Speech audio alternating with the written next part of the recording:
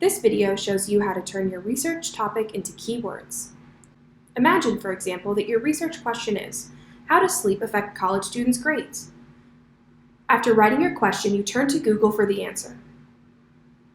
The search engine dutifully spits out a variety of sources. You pick a few and get to writing, right? If you research using just Google, you may find useful background information, but most of these sources are not academic. Academic sources are published in scholarly journals by experts and are more credible and often required for assignments. So, how do you find academic sources on your topic? You utilize keywords and search in library databases. Step 1. Identifying your keywords. Identify the main concepts from your research question.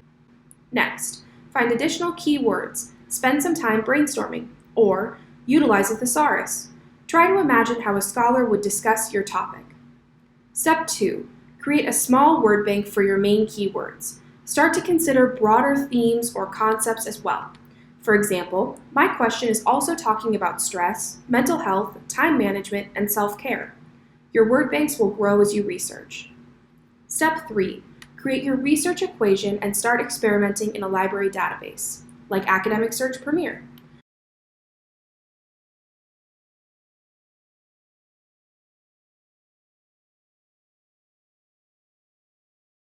Remember to update your keyword list as you explore resources and try to learn how the database phrases concepts you won't know until you start searching.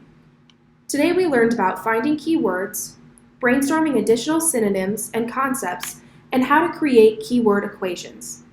Go forth and start searching, but let us know if you need any help by contacting a librarian at libref@beloit.edu.